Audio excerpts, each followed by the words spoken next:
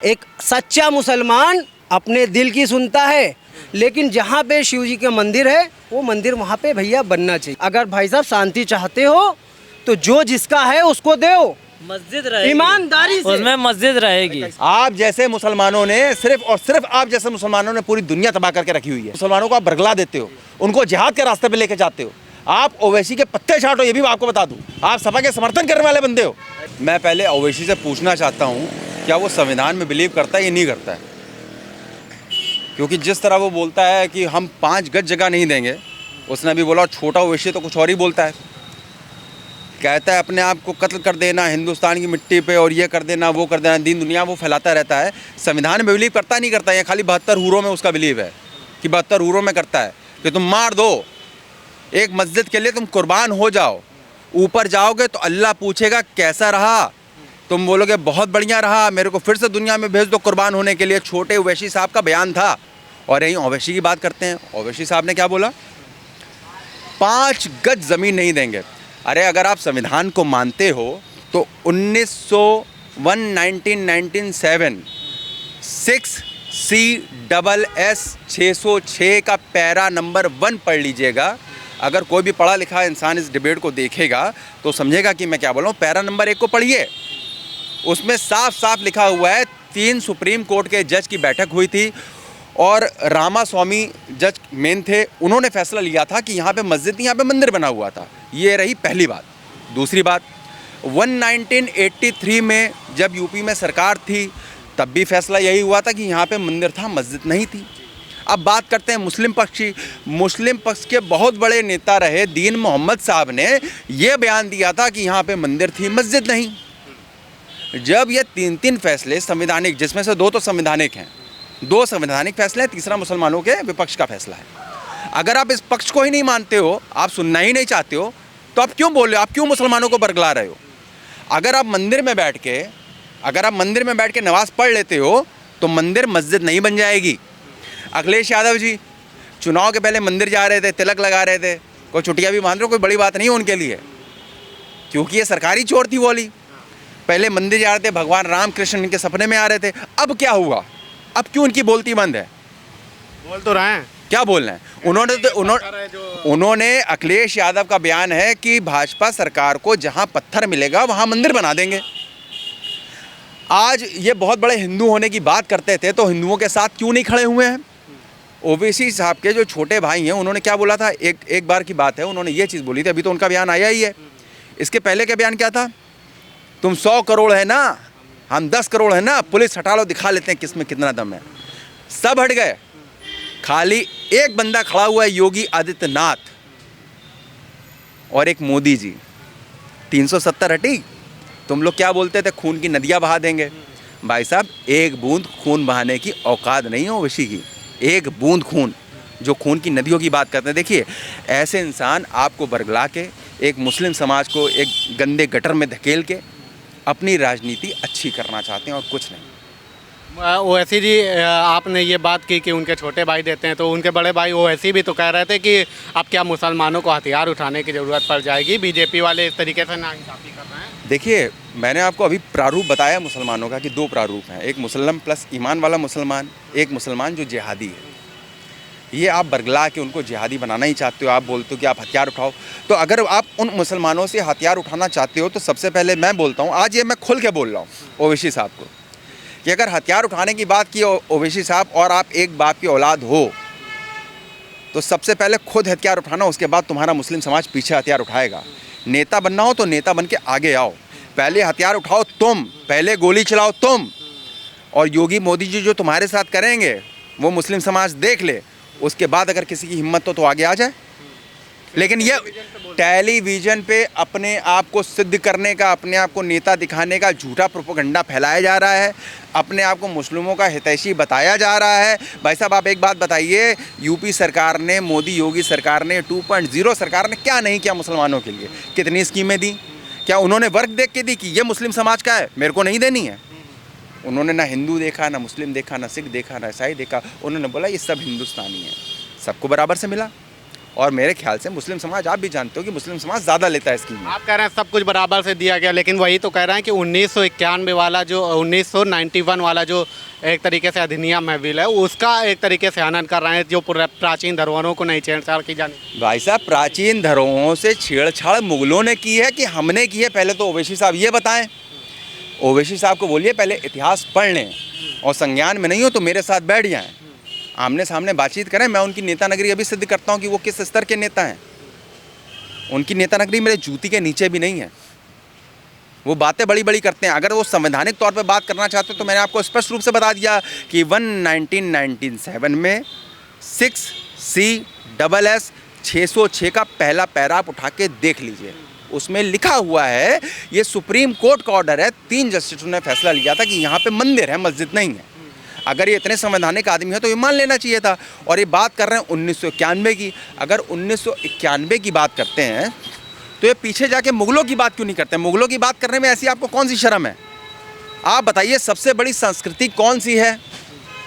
हिंदू सभ्यता। आपने हिस्ट्री पढ़ी होगी तो सबसे पहला ये चैप्टर ही आता है कि सबसे पुरानी सभ्यता कौन सी है। ये एक हिंदू सभ्यता। ये नहीं बोलते कि मुस्लिम सभ्यता सबसे पुरानी है, बोला जाता है कि हिंदू सभ्यता सबसे पुरानी है। क्यों? क्योंकि मोहनजोदड़ो, हड़प्पा, इनकी खुदाई में मंदिर मिले हैं, पौराणिक मंदिर मिले हैं, उनके अवशेष भी प्राप्त हुए हैं। एक भी मस्जिद निकली थी क्या? मोहनजोदड़ो और हड़प्पा की खुदाई में एक भी मस्जिद निकली हो तो आप बात कीजिए। मस्जिद मुस्लिमों के द्वारा बनाई जाती है, वो भी खरीद के, अपनी ज़मीन खरीद के, उसको बोलते हैं कि हाँ ये मस्जिद है। किसी की ज़मीन पे कब्जा करके, अधिग्रहण करके नहीं बनाई जाती है। वो कब्जा है क्या? बिल्कुल कब्जा है। सामने नंदी बाबा बैठे हुए हैं, सामने शिव जी हैं, आप बता रहे हैं फुहारा है, और आप ये दुनिया के मुसलमानों को बरगला रहे हैं, कह रहे हैं कि मैं 5 गज जगह नहीं दूंगा। अरे तू होता कौन है ओवैसी बोलने वाला यार कि तू जगह नहीं देगा? तू क्या संविधान है? तू क्या सुप्रीम कोर्ट है? तू फैसला लेगा कि तुझे क्या करना है? तू तो इतना गिरा हुआ इंसान है जिसने किसी को नहीं छोड़ा। आपको याद होगा, इसने एक चीज़ बोली थी, हमारे यहाँ पे एक पान मिलता है, ये संघ के बंदे को उसने बोला था, अगर तुम बच्चा पैदा नहीं कर सकते हो, हमारे यहाँ पान मिलता है 5000 वाला, वो खा लो। और नहीं हो सकता हो तो उसने कितनी अशिष्णुता वाली बात की थी हिंदुओं के लिए। महिलाओं के अपमानजनक की बात है, अपमानता की बात है। आपने किसी हिंदू को बोलते सुना? किसी एक हिंदू को बोलते सुना? अरे आज भी वक्त है, मैं तो बोलता हूँ कि सपा वाले जाग जाओ, सपा में जितने हिंदू हो जाग जाओ, देखो तुम्हारा अखिलेश यादव क्या कर रहा है, उसकी असली औकात क्या है।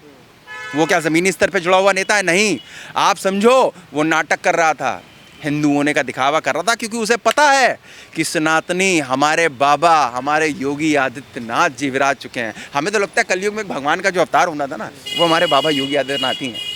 पता नहीं क्यों दिल से बड़ा लगता है कि योगी बाबा आदित्यनाथ हमारे वही कलयुग के अवतार हैं, वो सुधारने आए हैं, और इन जैसों को वही सुधार सकते हैं। हिंदू बनना एक अलग चीज़ है, ढोंग करना अलग चीज़ है, लेकिन हिंदुत्व की धारा में रहना, अपने आप को साबित करना, सिद्ध करना, एक युद्ध लड़ना। आज भी मैं सारे हिंदू भाइयों को बोलता हूँ जो सपा में हैं, जो बसपा में हैं, सारे हिंदू भाइयों को हाथ जोड़ के एक निवेदन कर रहा हूँ, अपनी तरफ से कर रहा हूँ कि सब लोग बाबा योगी आदित्यनाथ का पूरा समर्थन कर दो, क्योंकि वो अकेले युद्ध करने निकले हुए हैं, और वो युद्ध अपने लिए नहीं, तुम्हारे लिए कर रहे हैं। वो तो योगी हैं। कांग्रेस पार्टी भी बोली, सोनिया गांधी जी का भी बयान आया, वो बोली कि देश बंटवारे की तरफ जा रहा है, देश का संविधान खतरे में है। जब इन्होंने 1984 में सिख दंगा करवाया था, दिल्ली के अंदर सिख काटे गए थे, मारे गए थे, उनकी बहू बेटियों की इज्जत लुटी थी, तब सोनिया गांधी कहाँ पे थी? तो आज मंदिर की बात हो रही है तो कल गुरुद्वारे की भी बात होगी। छोड़ा किसी को नहीं जाएगा, बख्शा किसी को नहीं जाएगा। ये सरलता से बात कर रहा हूँ मैं आपसे, बख्शा किसी को नहीं जाएगा। ये योगी जी के देखो सरकार है। पहले आदमी डरता था बोलने से, उनको मालूम था भाई अगर सपा के विरुद्ध किसी ने बोला तो सपा का गुंडा आएगा, वो मारेगा, वो गर्दन भी काटेगा, वो गोली भी मारेगा। लेकिन आज योगी बाबा की सरकार है, योगी आदित्यनाथ जी की सरकार है। आज किसी की औकात नहीं, किसी की मजाल नहीं कि एक उंगली तक उठा दें। अगर गुरुद्वारा मिला तो फिर देना पड़ेगा। फिर जो बोले सोनिहाल सत श्री अकाल। क्या कर सकते हैं लोग? क्या करेंगे? क्या यहाँ पे देखिए, हम लोग 72 गुरुओं के लिए नहीं मर रहे हैं, हम लोग सत्यता के लिए मर रहे हैं। अगर वहाँ पे बाबा शिव हैं, और ये तो खाली एक ज्ञानव्यापी की बात हो रही है, ऐसे कितने मुगल रहे होंगे जिन्होंने मंदिरों को तोड़वा के वहाँ पे मस्जिदें बनवाई होंगी? ये तो ना आप जानते हो ना हम। ये तो इतिहास गवाह है इस चीज़ का कि कितने मुगलों ने कितने हिंदुओं पे आक्रमण किया, उनकी पत्नियों, उनकी बच्चियों, उनकी बहनों के साथ क्या क्या किया, कितने उनके मंदिर तोड़ो, उसी मंदिर पे अपनी मस्जिद स्थापित की। तो जो मंदिर बनी हुई, जो मस्जिद इनकी बनी हुई है, उसके नीचे मूर्तियाँ तो मिलेंगी जब उसको तोड़ के तुमने बनाया हुआ है मस्जिद वहाँ पे। तो जब नीचे शिव जी निकल रहे हैं, कल को नीचे गणेश भगवान भी निकलेंगे, माता रानी भी निकलेंगी, ये साबित होगा कि मुगलों की कारस्तानी थी, वो हटेगा, जो सत्य है उसे वो जगह मिलेगी। वैसे भी योगी बाबा की सरकार, उन्होंने बोला है अवैध कब्जे हटाने। अच्छा, आप लोगों के अगर मतलब कोई बाधा ये सब मतलब मामले पे बनता है तो आप लोग क्या सपोर्ट करेंगे? अरे हिंदुओं के लिए अपनी गर्दन कटवा दूंगा, क्या बात कर दी आपने। सिख को तो पहला हिंदू बोलते हैं। सिख तो हिंदुओं के लिए पैदा हुआ है, और अगर अपने भाइयों के लिए ना कटवा सके तो किसके लिए कटवाएंगे हम। बेशक, मेरा नाम मुजफ्फर खान है।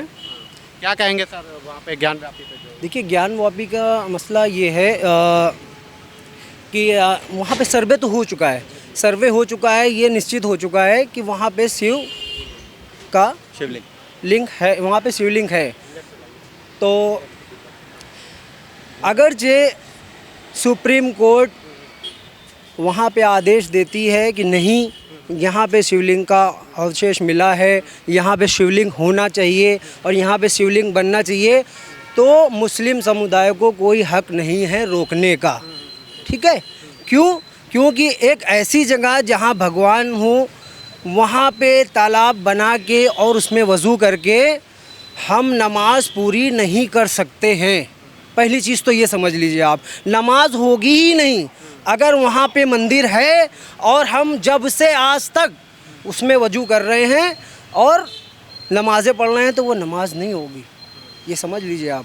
मैं तो सारे मुस्लिम समुदाय से ये रिक्वेस्ट करूँगा कि अगर वहाँ पे सुप्रीम कोर्ट इजाज़त दे देता है, अवशेष मिल जाते हैं शिवलिंग के, वहाँ पे मंदिर होने का अंदेशा हो जाता है, तो वहाँ पे चाहिए मुस्लिमों को कि उतनी जगह शिव जी का मंदिर बना लेने दें और वहाँ पे उनको पूजा करने दें, मंदिर बना लेने दें, और जो उनकी मस्जिद है वो अपना मस्जिद में नमाज़ पढ़े।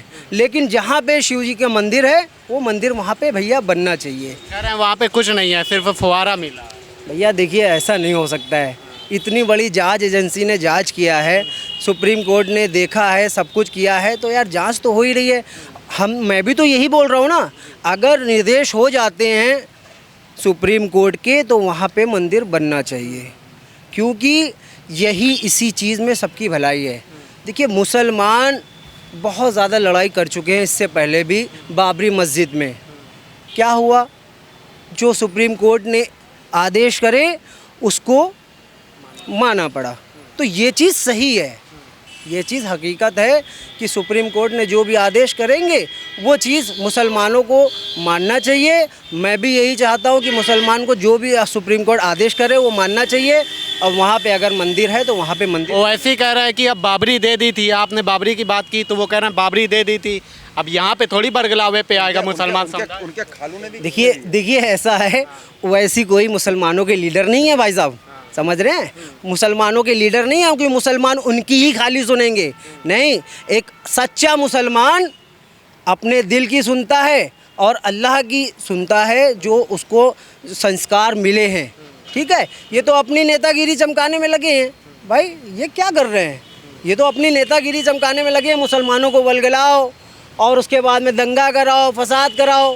ये सब भाई अब चल नहीं पाएगा, मुस्लिम हो गया है अब बहुत समझदार। ठीक है भैया, आपको क्या लगता है कि मतलब कि अभी तक बरगलाया जा रहा है क्या मुसलमानों का? आपका अल्लाह क्या चाहता है?